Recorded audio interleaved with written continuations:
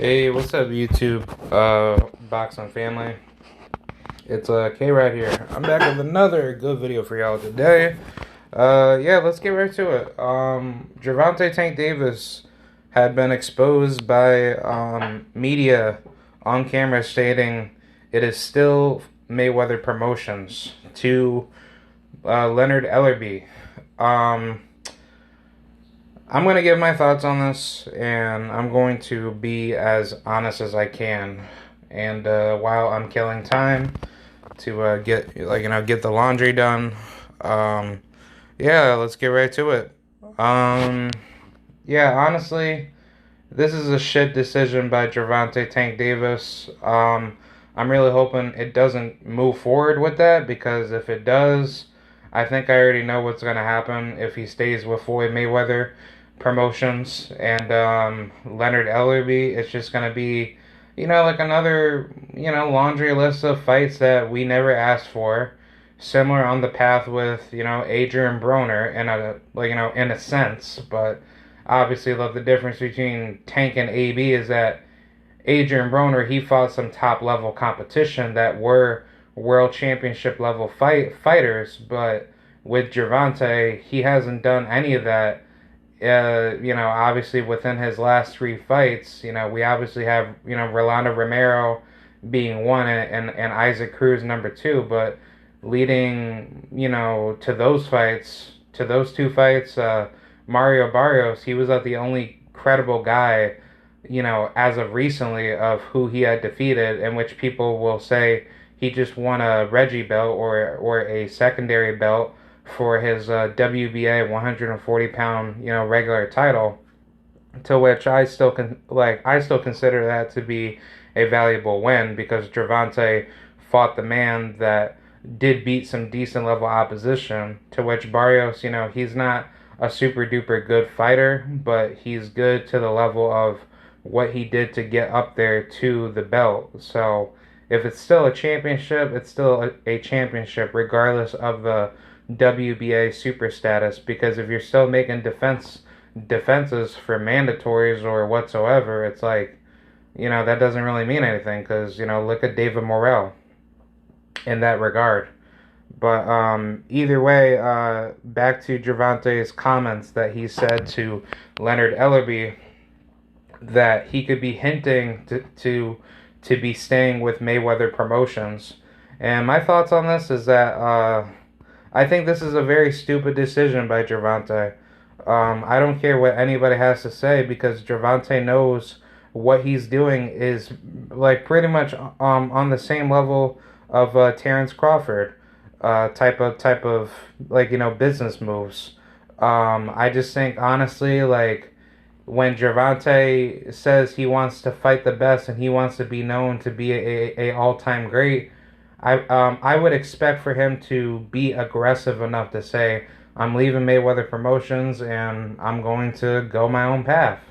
But sadly, and long behold, knowing that he contradicted himself, saying, "Oh well, Floyd, he's still like my promoter and all that." Like, honestly, I'm not gonna be disrespectful to Tank, because I got a lot of respect for him, but you really need to have like a really really good PR team behind you, because for you to be just talking and just saying one thing and just contradicting yourself back and forth, that makes your imagery look very very bad, number one, and number two, people are going to start looking at you more funny, to think that honestly you don't want to fight the best. You're basically going the same route as Canelo Alvarez did, but you're just doing it in a different manner to say, well, I'm just going to stay at 135 because 135 is like 135 is like my proper weight for me to do well. And it's like, okay, fine. So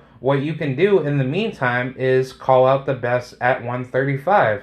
And I would say the best would be going after the winner of Devin Haney and George Kambosos. See, now, people want to say that if Gervonta stays with Floyd Mayweather, it's not the end of the world, because Gervonta, he's still his own boss, and Mayweather doesn't really control him like that. But I disagree, and I beg to differ, because it's like, if Gervonta was his own boss, why would you want to have another boss work with you to which you don't have full control of your bag and your financial, gains to determine where you want to have your career be moved? Like if you feel like you are better in control of your career, you should be the one calling the shots. Like, you shouldn't be having Floyd Mayweather and Leonard Ellerbe control your career, because one of these days Floyd Mayweather and Leonard Ellerbe, they're going to screw you financially, and they're going to do something that you never said yes to, but they're going to into saying yes, for something, and then eventually, it's going to probably be like a Bob Arum effect, where he has a good fighter for all these years, but then sooner than later, when that fighter doesn't sell anymore, as a product, then Top Rank basically, feeds you to some young, hungry lion that you never heard of, but he just comes out of his way, or she comes out of her way to beat the once hype job touted fighter. That's how it, usually goes in boxing. Buster Douglas, he got offered, I think $20 million to fight Evander Holyfield, to which Holyfield was ranked, I think number one in all three sanctioning bodies at the time during the three belt era, after he had defeated Mike Tyson. Leading up to that fight, Buster Douglas just got knocked the fuck out, and he never came back to boxing. Ever since then, he was never the same guy. And it wasn't because of him getting brutally knocked out by Holyfield. It was like the fact that people never gave two craps about Buster Douglas, and they only cared about the time when he beat Mike Tyson when he was undefeated. But leading forward into that moment, Buster Douglas was never to be that guy, to be the greatest heavyweights or one of the biggest all-time heavyweight greats. So for Gervonta's case, it's almost kind of coming to that Mike Tyson effect, where everyone's liking him. He's getting all these, people, behind him, and he's doing a good job with it, on a marketing stage. But to a hardcore boxing fan's perspective, it's motherfuckers are really trying to think oh, well, it doesn't matter who Tank fights at this point. Well, this is clearly, absolute retardation 101, especially, on the level of which people that support Terrence Crawford do the same, ducking and dodging tactics to, defend their fighter, to say, oh, well, Crawford doesn't need to fight, elite welterweights coming into 47 because he already proved himself at all the other weights. So why does he need to do all the heavy lifting at 147, where he could just wait for Errol Spence to, get all the belts on his end, and then he could fight Bud? In which obviously that doesn't work like that, because Terrence Crawford obviously was just playing, promoter politics, trying to stand behind Bob Arum to say that, oh, well, it's the PBC being very complicated with the business and all that bullshit. And you got stupid motherfuckers like Tim Bradley that will say, oh, well, since when do we do business with the other side of the street, like PBC? That's pretty much how I'm seeing it with Gervonta Davis. I think eventually it's just going to come a point where people are going to start looking, into the real mirrors to understand that Gervonta Davis, he doesn't want to be the best, and he doesn't want to put himself in a position to be great, because if he wanted to be great, he would have had left Floyd Mayweather right about now, leading up to Rolly, and he would just basically stick with the PBC and let Al Heyman do all the business, because you're not putting up money just to make up fights. The PBC and the promotional networks that get behind it, they will put up money to have those fights made. So, if anything, Gervonta, he doesn't need to spend a dime for any fights to be made. The only thing that he would just need to spend for is probably maybe for promotional, licensing, and just making sure that he gets his name out there. In which that's not hard to do, because Gervonta, he's a mega superstar at this point. See, now, if Gervonta does continue with Floyd Mayweather Promotions, here's what I think is going to happen. Mayweather Promotions, they're just going to treat Gervonta just like Canelo. They're going to do it in a much more different path. They're going to just start feeding all these, like, young, up-and-coming rookies that have, like, 14, 15 fights plus in. Like, guys like Michelle Lazarza Rivera and, Jose Valenzuela, and then Frank Martin, and all these guys that I don't think are really good right now. Like, I think, like, they're good at the rookie level, but at the intermediate and advanced level, I just think that their levels are not there yet. And I would like to see those guys fight each other first before they get inside the ring to fight Tank.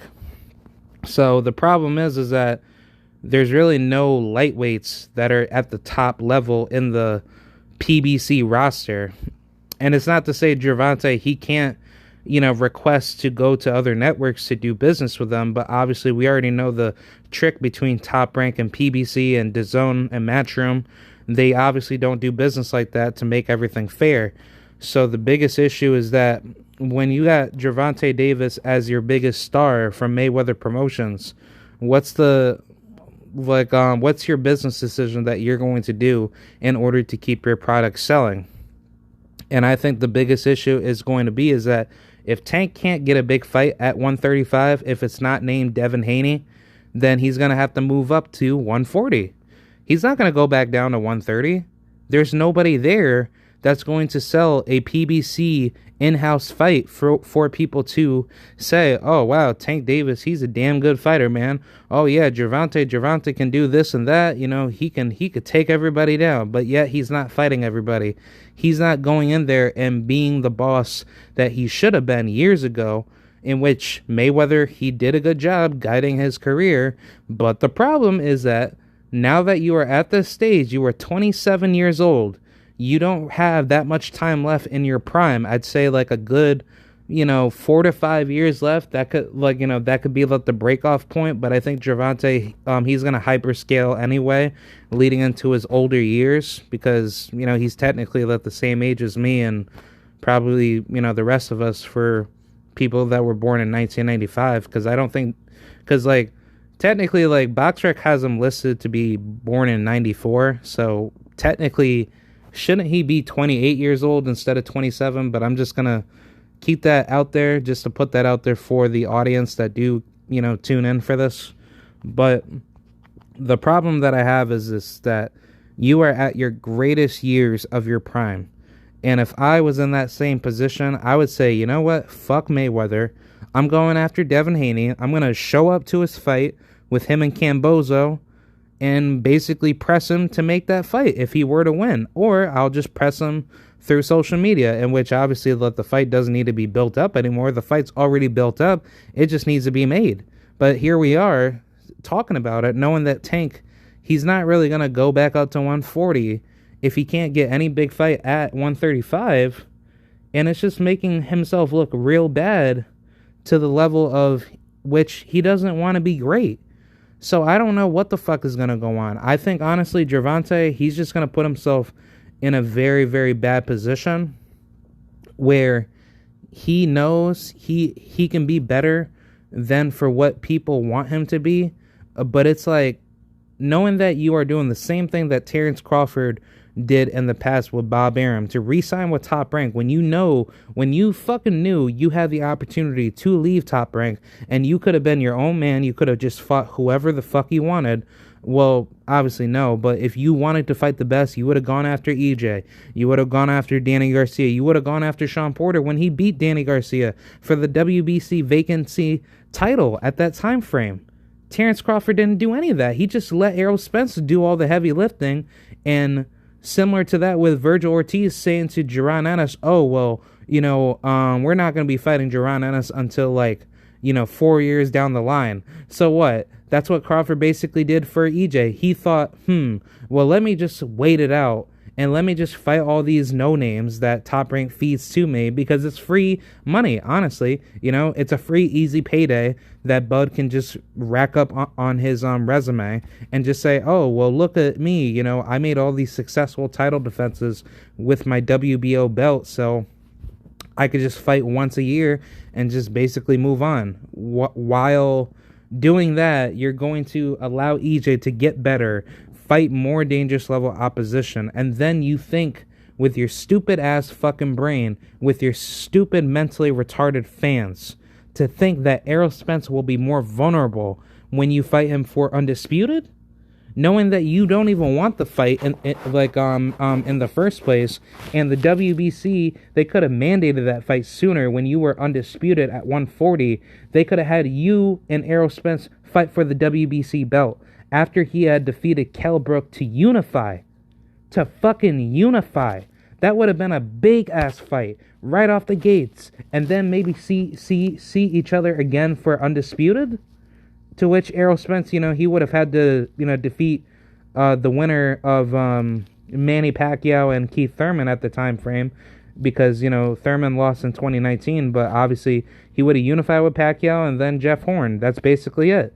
But no, Terrence Crawford didn't take that opportunity. He just waited it out to think that Errol Spence, he was going to be all weak and vulnerable, and then Crawford wanted to bitch and complain about this Pacquiao nonsense to think that he was going to get the fight, and Bob Arum, he gave him, the opportunity to have the fight, but he killed it off because Crawford and his team fucked it up, on top of Bob Arum saying that, oh, well, I canceled out the Manny Pacquiao fight, in which this is the first time around when they did negotiations where Crawford wanted the fight, but then Bob Arum, he killed it because he knew what was going to happen. And then the second time came around where Manny Pacquiao, he was basically guaranteed to make $20 million, if I'm not mistaken. And Bud, he was going to make, or actually no, Manny was going to make $40 million, and Bud, he was going to make $10 million. And then his trainer, Bomac, told him, do not sign the contract because we're not sure if the money's going to come fast enough, in which obviously, to me, that's a duck. Because it's Crawford allowed Bomac to basically be fed wrong information for him to fight Manny Pacquiao, or for him to not fight Manny Pacquiao, and basically allow Manny Pacquiao to go his way to fight Errol Spence, in which Errol Spence, he was going to unify with Pacquiao, but then he lost his belt, or he got stripped, and then he re-challenged for the belts, or for his belt against Yordenis Ugas. So after that, that's, actually no, he had his belt, but then it got stripped. So Ugas, he was the regular, or he was the WBA interim champion, and then he got elevated to the regular. And then when Pacquiao got stripped, as Ugas was the regular champion, Ugas got elevated to super. But then Errol Spence decided to fight Manny Pacquiao without a belt, and then obviously Errol Spence, he got injured, and then Pacquiao and Ugas was set up because Pacquiao, he needed a replacement, so Ugas just came in off of short notice, and he beat the crap out of Pacquiao, and then that's what made Ugas great to go ahead and challenge Errol Spence. So I think honestly that's basically what's happening with Gervonta Tank Davis. He's just going to be used as just a hype job, train fighter, similar to that with Adrian Broner, in which I, highly respect Adrian Broner a lot, but similar to that path, but just in a different legacy mindset.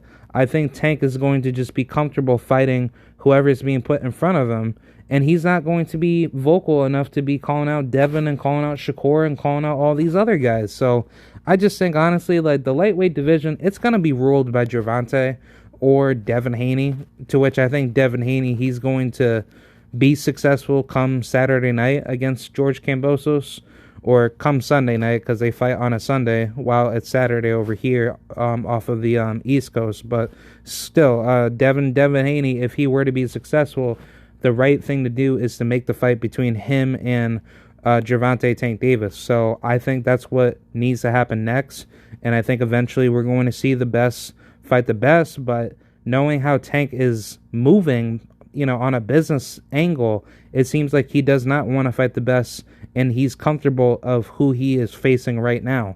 So I don't know. Let me know what you guys think. Do you think it's a good idea for him to stay with Floyd Mayweather Promotions and just basically be told what to do with who he's gonna fight and who he wants to fight, and he's not gonna get it? I don't know, but either way, I'm very pissed off. I'm not very proud of Gervonta's, decision making, just simply because he said to Leonard Ellerby, "Oh well, it's still Mayweather Promotions, baby." Like, nah, dude. Like you fucking said that you were going to leave Mayweather Promotions, and then you just turn a blind eye, or you backstab your own audience to say, "Oh well, no, like I'm just gonna be staying with them." Like, either make a fucking choice or just stop. Like, just stop fucking talking. So that's pretty much what I have to say. I don't have any hate towards Gervonta, but I have a lot of disappointment in him and his team, knowing that they want to fight the best, but they are not actively pushing for the best to be their own boss and move their careers independently. So that's pretty much it. I'll see you guys later, and on to the next one. All right, thank you very much, and I'll see you guys later. Bye.